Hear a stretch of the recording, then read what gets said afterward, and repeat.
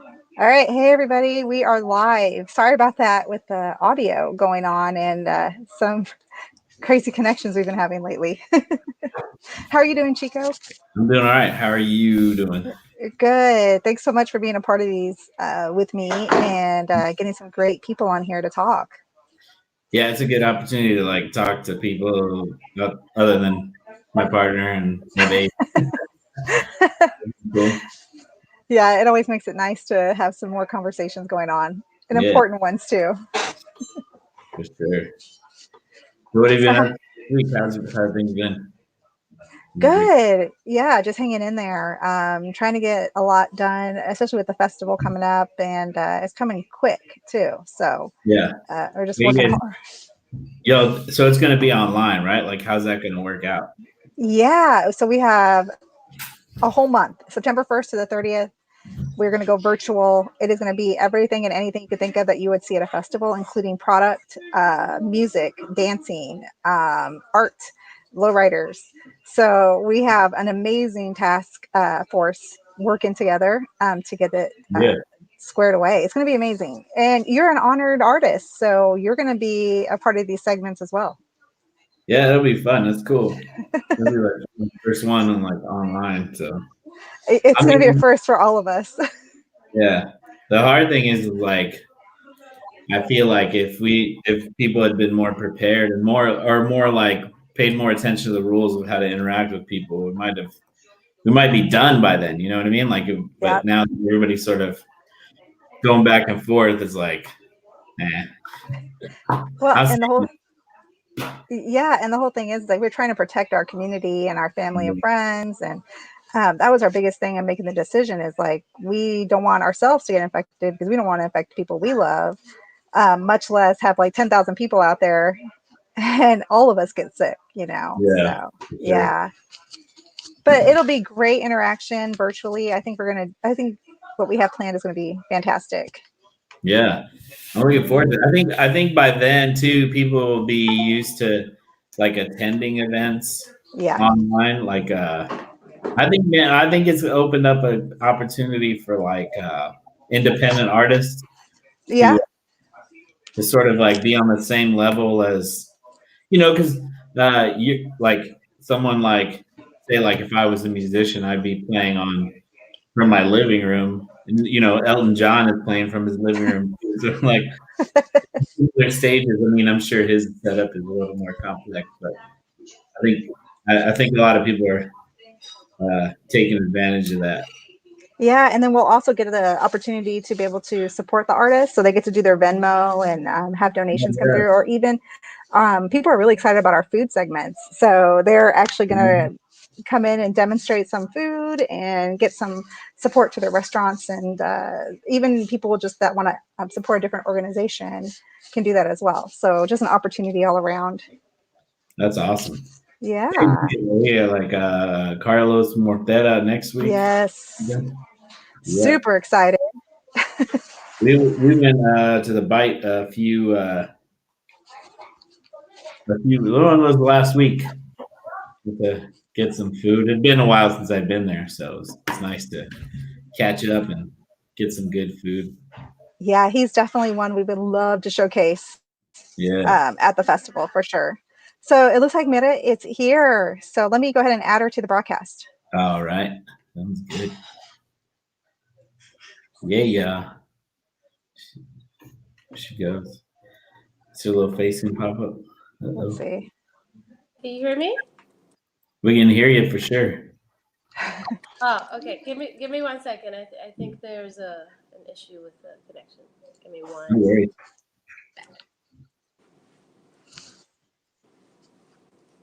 Just the voice. Just do podcasting like a rat. Can never seem to get this working right. Like it's always something. I think people are used to it. I think there's like level of like that sort of like pretension of like everything being perfect out the window, and it's more about content. Yeah. It's cool with me because I'm never like prepared. So, so I can just show up now and like I'm like, oh, it's technical difficulties, but I'm usually just late. So. Yeah, there you go. That's it. Is it working? There we are. Yes. Yay! Oh, this way. How are you guys doing? Good. Yeah. Mireya and I know each other. And so I'll introduce you to Deanna. She's Yes. rotating. Hi. I am. I'm going outside just to get a little bit better reception, hopefully. It looks like Hi. it's nice.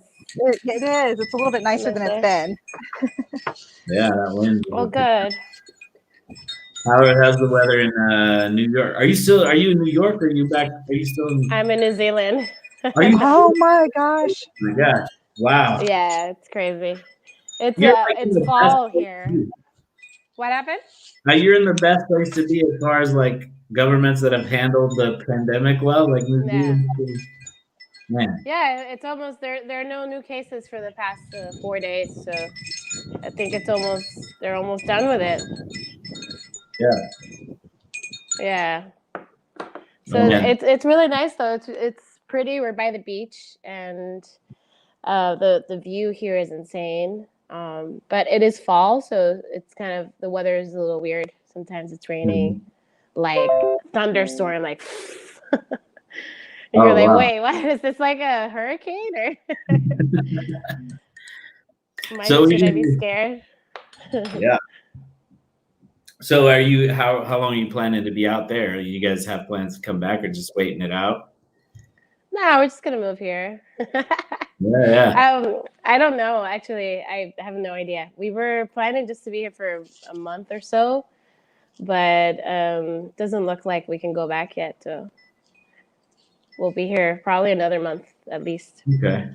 Wow. And we don't have any more shows because they're all canceled until pretty much next year. So. Oof. Wow. I know, it's a little rough. So coming from you, so you're just so we give background information, whoever's watching doesn't know who you are. You're a founding member or the founder of Flor de Toloache, and an amazing singer. Like that's how I've seen you most is through here in Kansas City performing with different Kansas City musicians. So, and so yeah, I saw that you've been nominated for Latin Grammy 3 times. And won in 2019. We won in 2017 Latin Grammy, and then we got nominated for the American Grammy for the first time this year. Wow! Yeah. Congratulations! Thank you. Yeah, I love it. You guys are great. So you've toured quite a bit through the U.S. and stuff like that, right? Like you guys have been around, worldwide, right? Worldwide, but mostly in the U.S. Okay, awesome. So how did you guys come to be? You can give us some information on that. Like, how did you all start up? Yeah, I'd love to know because I've only seen you guys on stage, like on TV, and absolutely gorgeous, beautiful music, just phenomenal group. So I'm just honored to have you on here. Thank you very much. We started in 2008. I was playing mariachi before that, about 7 years playing with the mariachi that started in Brooklyn. And it was my first experience playing mariachi, although I grew up listening to mariachi through my dad, who was a mariachi singer, and in San Juan, Puerto Rico, where I grew up, which is a little random, but my parents decided to move to Puerto Rico, and then they eventually opened a Mexican restaurant. And in the restaurant, my father used to perform and also perform with a local mariachi all over the island. So I grew up listening to all the classics of mariachi. I saw him perform almost every night, and I was just every time I'd be in awe. And that's how I fell in love with music, but also particularly with mariachi. And I wanted someday like connect with people the way he would connect with his audience. So that's kind of what drew me into playing mariachi. And also I wanted to learn a lot more about my culture, and music is a great way to do that. And I did learn a lot how diverse Mexican music is, and the culture in general. And all through the music. I got to play music from all regions of Mexico and accompany a lot of dancers doing these types of pieces that are from different regions and the influences that it has. And, so it was a beautiful experience. And that led me, that all those years of mariachi led me into the idea of forming Flor de Toloache, which for me was like an excuse and an opportunity to create a collective of women. But also for me I wanted to share the network that I had created for myself with other women, because I didn't know enough women musicians or artists. So I wanted to share that with them. And I also wanted to explore the mariachi music in a different way. Like I wanted to do my compositions and kind of experiment with my own arrangements. And I was going to be allowed to do that in the other group, mostly because it's their mentality, unfortunately, is very macho and very close-minded. So something that I had to deal with. But for me, it was such a beautiful and precious experience that I kind of put that aside and just kind of absorbed the positive things of the experience. And then I took that and then, brought it into Flor de Toloache and shared what I knew with the ladies, because most of the ladies that are in the band or have been part of Flor de Toloache have never played mariachi before. So they learned the tradition through this group, but also they learned a lot, the things that I learned about Mexican culture through the music. But that was in 2008, and then we started doing all the traditional gigs, quinceañeras, weddings, all the festivities that come along with the Mexican culture. And we did thousands and thousands of serenatas in people's homes, and in cars, limousines, and elevators, and you name it. Every type of space we were playing. And in the subway, we played for years. That was our rehearsal space for a long time. And thanks to that, to the subway, we got our first break in the media, and we gained a lot of exposure through that experience as well. Did you start off were you writing your own music from the start, like in the structure of mariachi music? Did you start off writing your own music? Yes, I had a song that I had written before. I believe it was right before I started Flor de Toloache, and at that time I was also playing with tons of different bands, like salsa bands, charanga, Cuban music, Brazilian music. I was playing with a bunch of DJs throughout New York. I was just playing violin with them, and just kind of exploring music in that way, but also trying to make a living as a freelance musician. But I enjoyed it, and New York is so good for that. There's so much music, and so much culture, so much diversity in one small place, and you have access to all of that. So I got to absorb all of that, and during that time, I was particularly playing with a cumbia band that was called Cumbiagra.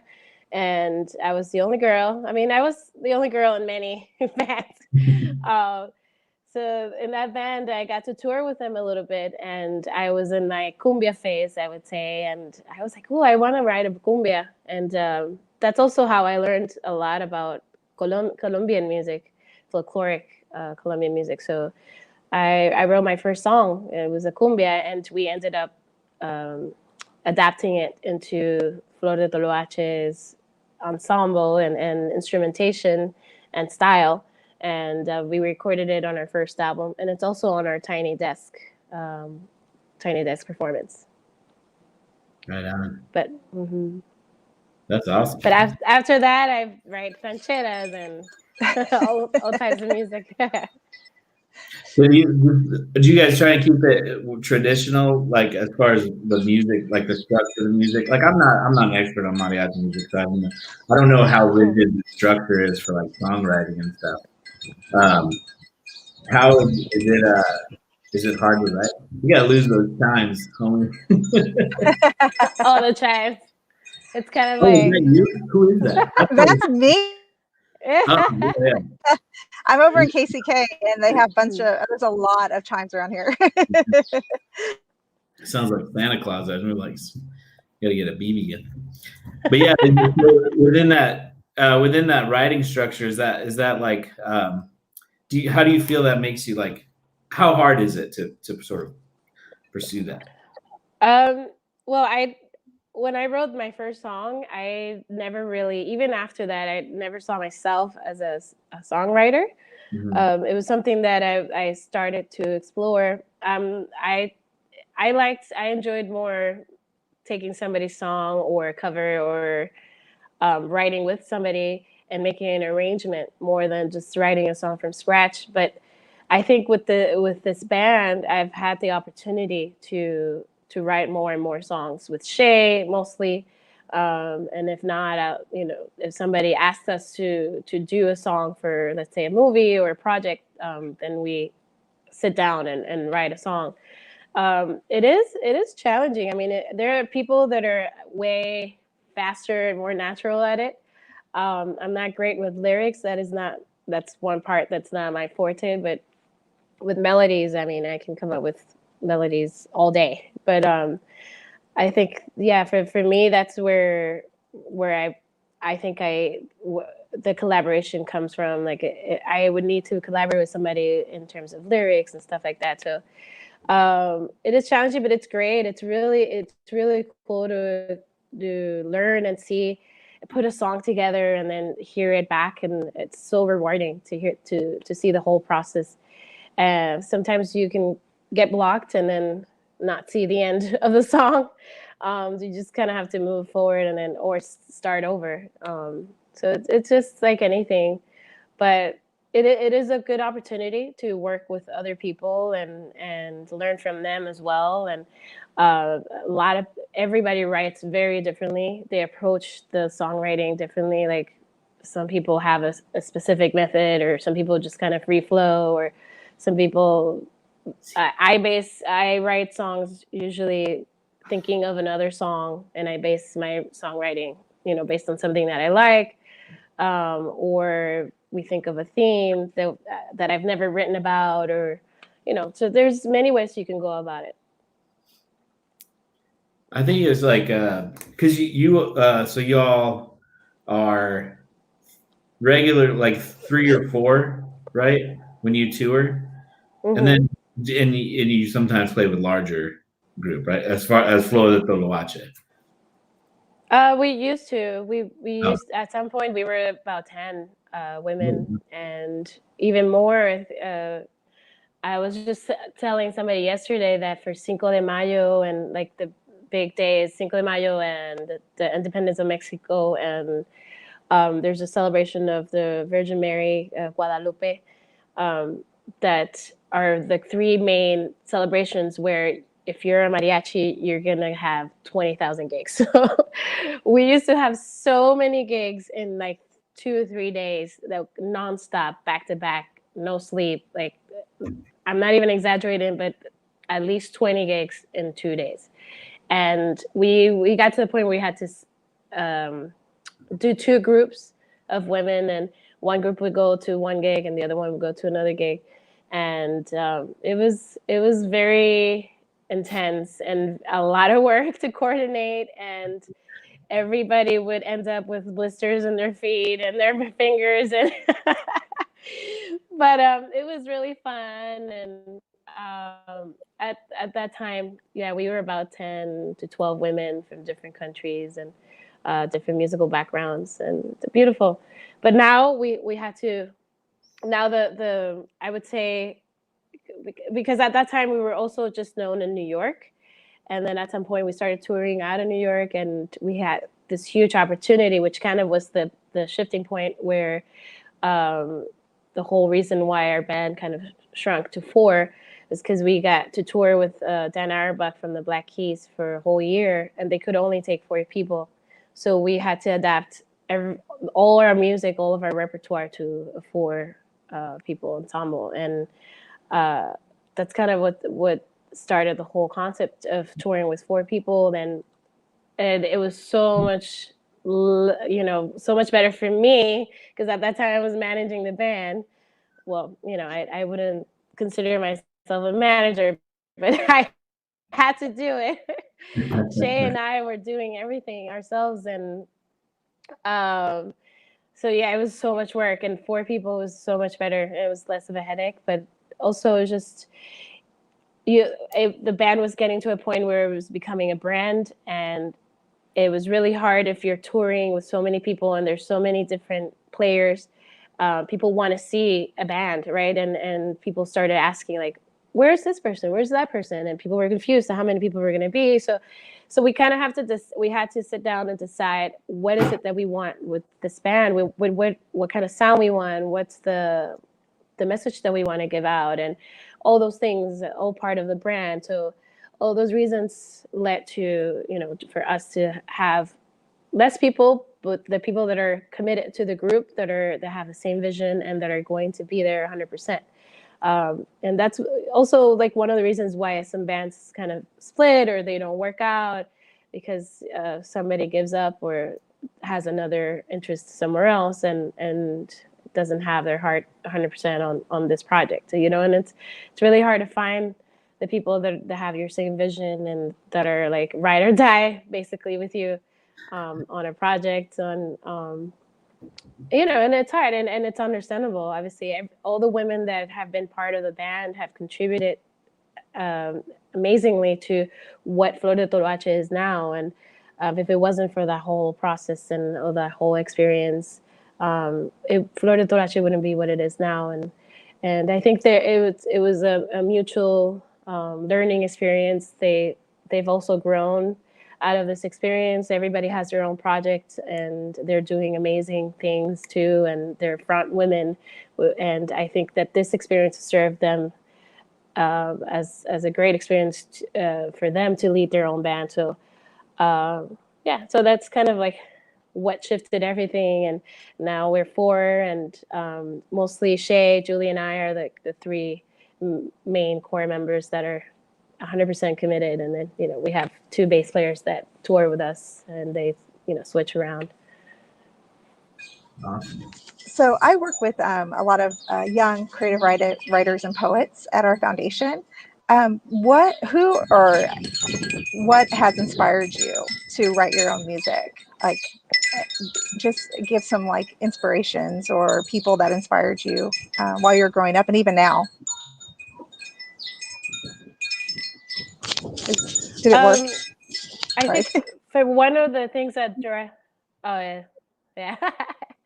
one of the things that drives me to write a song is, I want to be heard, right? And one of the things that an artist wants back is like, I want to be heard, I want to be seen, and it's not like in a pretentious way. It's more like I have something to share, I have something to say, and what you would like to is like for people to connect with you through that, whatever you're sharing, right? And for me, if I go through an experience that I've never even spoke about or I'm shy about, or I'll put it into a song, and that's my way of expressing it. So that's one of the things that inspires me to write a song.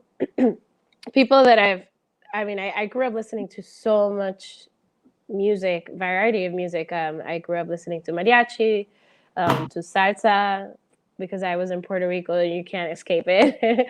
And I love it. I love salsa and I love dancing it. Dominican music. And my mother was a collector of, she used to collect vinyl and a lot of Latin American folkloric music. So I know a lot about Argentinian music.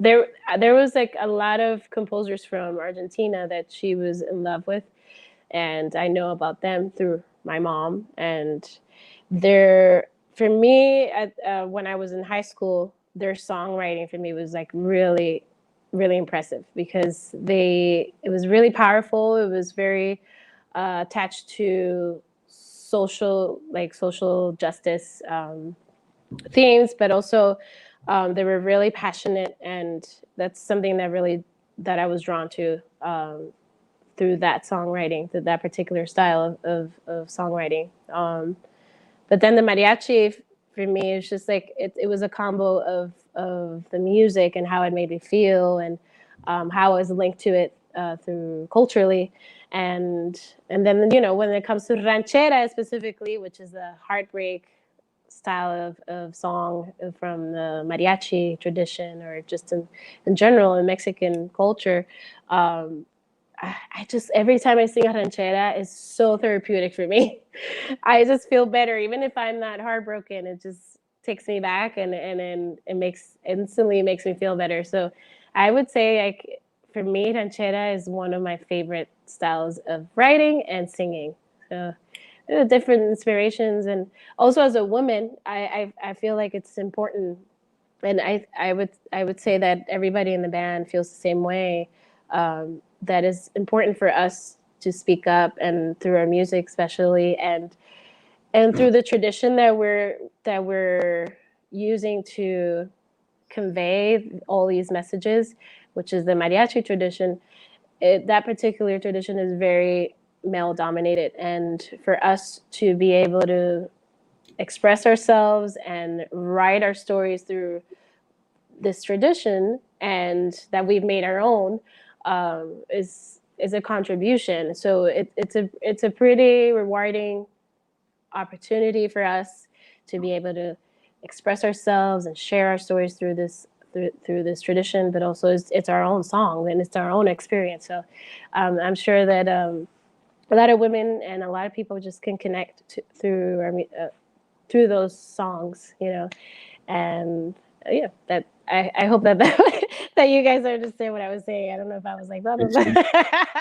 Totally understood. I'm trying to keep my mic Okay, closed cool. as much as I can because of these Yeah, things going on. There was babies crying earlier too, and I'm like, oh no, I better not. I'm like, you guys are gonna think I'm beating people over here. I don't know. That's funny. Do you think so starting off playing in subways in New York, did you see the trajectory of you guys performing with John Legend, Miguel, and I mean even just like winning a Latin Grammy and stuff like that? Is that like, was the vision that far off, or were you guys just performing to perform? Yeah, definitely. We always dreamt of all those things, Yeah. I think that we even thought it was going to happen way earlier than it did, especially the touring part. But I think that's just a good example of how much work and how much perseverance it takes to push a vision and a project out there, and we chose to do mariachi and something really new that made it a lot harder for us to kind of break through, but it also means that it's something that is needed. We needed to do this, and I think that we understand now how important our work is, and how many people we're inspiring and empowering, and it's a mutual thing too for us. Every time I perform with the ladies, and I think that we all feel the same way, is so empowering to be on stage with them, and I look to my side and I'm like, wow, this really strong, amazing woman is singing next to me, and I get to share this experience with them every night, every time we perform. So it's something that it's needed in general for the younger generation, especially the younger women, and especially as an Afro-Latina, for me to share that with Latina women. I didn't have that role model growing up, only maybe through some singers that I loved and my mother loved, but not really like in mainstream. So to be able to be a little close to that mainstream platform, and be able to share music like that in that way, and connect with people in that way, I think it's important work. And that part for me, I never imagined. I was more like I was more thinking about the dreams of getting land Grammy, and touring, and being able to share my music with thousands of people, and connecting with them, and connecting and meeting beautiful musicians and all those things, and collaborating. But that whole part of empowering and inspiring, and the stories that we hear back of how people connect with us is like beyond our dreams, you know, and it's beautiful, and it's, I would say it's like that's the most rewarding part of what we do and what motivates us to continue our work. Awesome. That's tight. I just it's funny to like be in this situation. I feel like I have to ask questions, but we've hung out before and we like Yeah. I was thinking Like, Chico, who are you? I don't know. yeah. Like, I know some words. I just wanted to bring up that one night that's like, because it is sort of you have friends that are sort of talented and are involved in the music industry and things like that. And there's sort of this community that I'm honored to be a part of, you know, like with making movies, and even like Bo Bledsoe, that all sort of accumulated from like the Folk Alliance thing. And I think I just want to bring Erica to say what's up. She doesn't. Erica. So hold on, she'll come by. She'll over a minute. Okay. She's been gardening too. But like, I remember just like, you know. Hi. I'm in the corner listening. I love you. I love you too. I even like, I was like, do you want to like do it? And then I could just like do like 3 Latinas sort of talking about stuff, but she right. I just, yeah. So like, you do like, you know, you're talking about, you know, standing next to somebody who's performing this music. I remember when we went to your house to visit you, like it was me, Erica, Andy, your mom and dad and stuff. And we were watching like YouTube videos of Flor de Toloache performance. Of course. Because my parents. But we were having a good time. We're just like, this is awesome. And you're like sitting there. It was like, yeah, it's just funny stuff. I mean, it's great that you're so like, because you're very personal. You're not like this, you know, and being a cultural ambassador for like a breadth of cultures, and you know, like when you come to Kansas City, like there's a connection there that, well, yeah, like I'll let you talk about that. How did you come, since we're in Kansas City in the Midwest, how did you come to be involved in like the KC like music scene? Because when you come to town, it's like you know, it'll be like 3 events we'll catch you at. Yeah. See you perform in 3 different ways. We can see you perform in like rancheras, and then country, and then, you know, whatever else you feel like you're doing, like, yeah. So how did that come about? Yeah, my connection with Kansas City is all through Bo Bledsoe, and I met him. I had a house party. This was like 10 years ago or even more, and in New York, and he was there playing with a violinist, a mutual friend that we have. And I think he ended up going to my house party randomly, and we met there. I don't remember. He remembers more than I do. But after that, a few years later, he sent me a message through Facebook and was like, "Hey, do you want to come to Kansas City? I do this concert series, and I have music from all over the world, and I'm doing this Mexican concert." And he wanted to bring me in as a singer. So that's how everything started. That was like, I don't even remember when that was, but it must have been like 6 years ago. And then after that, I just started coming every year. And 2 years ago, I believe, but during that time, he was always like, you have to come to Folk Alliance. It's amazing. You will love it. And you can connect with so many other musicians, and it's like a different world. I'm like, okay. But then like about 2 years ago, I got the opportunity to come. And that's when I met Enrique and Making Movies and everybody who he's always been talking about too, that I should meet. And after that, I think a month later, I had a tour with Flor de Toloache and Las Cafeteras, which is a band from LA. Enrique was subbing for somebody in their band, and we got to chat on tour and got to connect there. And then after that, was just clicked. You know, Making Movies are amazing. They are so generous. They have an open heart, and they're always trying to help, and it's just I haven't met another band that are like us, basically, like that are so open to meeting and connecting and working with other people, and it felt like instantly it felt like family. So anybody that they're connected to, that I kept every time I would go to Kansas City, I continue to meet new people in their circle. They just everybody became family, and sorry.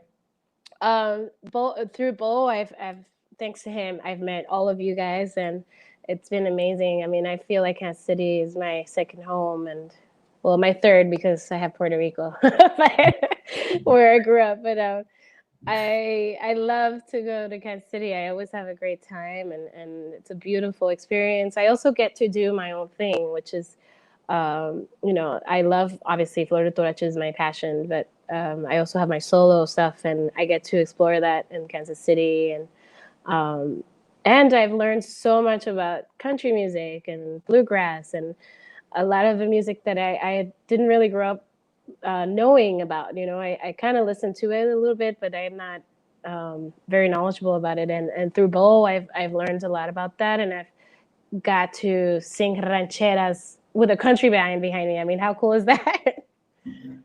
There's some similarities there that I can only see like in that space. I used to be like anti-country, like evangelist, like I used to, and just through seeing like you perform with, I forgot, Slim Hansen. Yeah, but it was blanking for a second, but yeah, that was really great. And so you've collaborated with all these musicians and stuff, and people that you've connected with and stuff.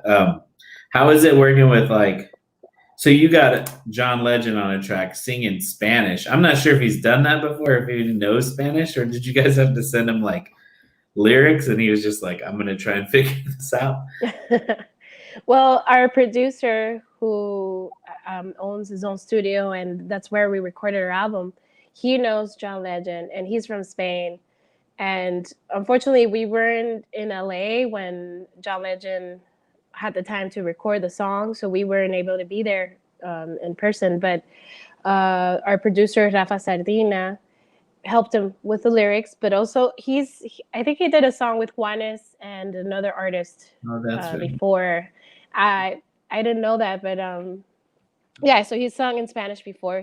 I don't think he speaks Spanish, but he has a very good diction. So, but we did have a version in English just in case his Spanish didn't work out. That's awesome. Yeah, that's cool that you guys had the option, but still wanted to do the Spanish. Because I feel like there's a lot of music that's going on that's just like that. Like people don't care anymore if there's like a Spanish version. Like Bad Bunny, I don't think he sings in English. Not to like compare the two, obviously different music, but it's nice to see that people can still, that it's sort of acceptable to sing in Spanish and not have to like change that up. Like I think that's right. Especially like bands like yours and like sort of push that idea. I don't know. Mm-hmm. And then so that's one thing. I thought it was interesting about your collaboration with Miguel, just because it's like a typically Latino family thing. Like you have like cousins you don't know. Yeah. Run into people. It's funny because some people are like, what? Like, how can you not know each other? But I mean, I'm like, yeah. I mean, when you have a Latino family, like you said, that's my dad has 9 brothers and sisters, and each one has I don't know how many kids. So and then each from my grandmother's side, she had 2 other sisters, and each one had like 10 kids. So I mean, yeah, it's impossible to know all of them. And I didn't grow up. I grew up kind of away, in Puerto Rico, and everybody else was in LA. So, and Miguel grew up in LA, so I didn't really know him, but I knew of him. I just didn't know it was the Miguel. You knew Miguel. Yeah. Yeah, his dad actually reached out about 4 years before, no, like 5, 6 years before we did the collaboration, and said, hey, my son does music just like you guys should link up.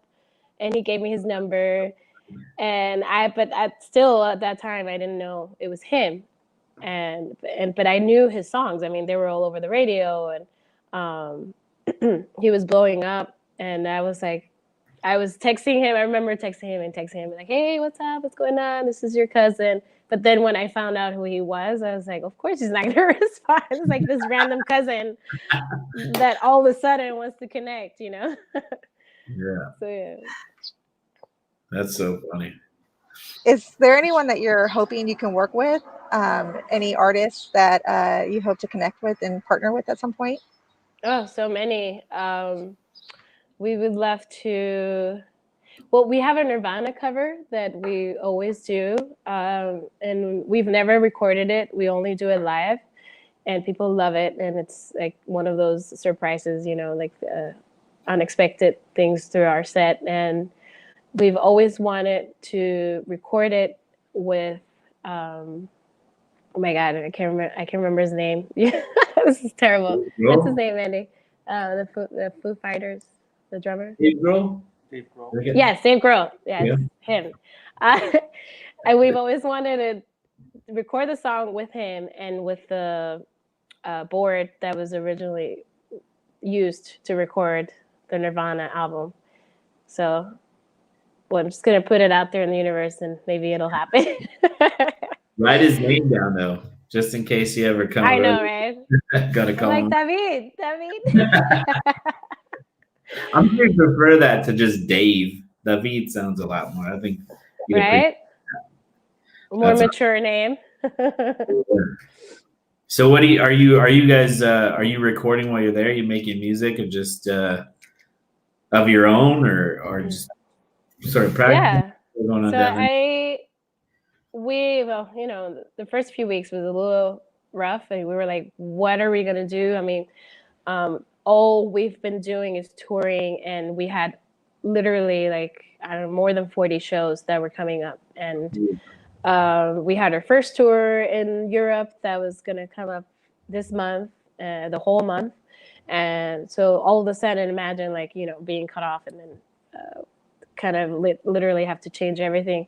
But I think now we've been able to kind of slowly do some videos, like for some events that people are asking us to be a part of on Zoom or, you know, any of the digital platforms. And we try to connect with our fans through Instagram. We do a live IG every Friday where Shae and I take requests, and, you know, we try to sing them. That, and then I also have my single that I recorded sometime last year with featuring Gaby Moreno, and that's gonna come out at the end of this month, and that's for my solo album. So working on that. And Erica just gave it. We're just Right. and we're just trying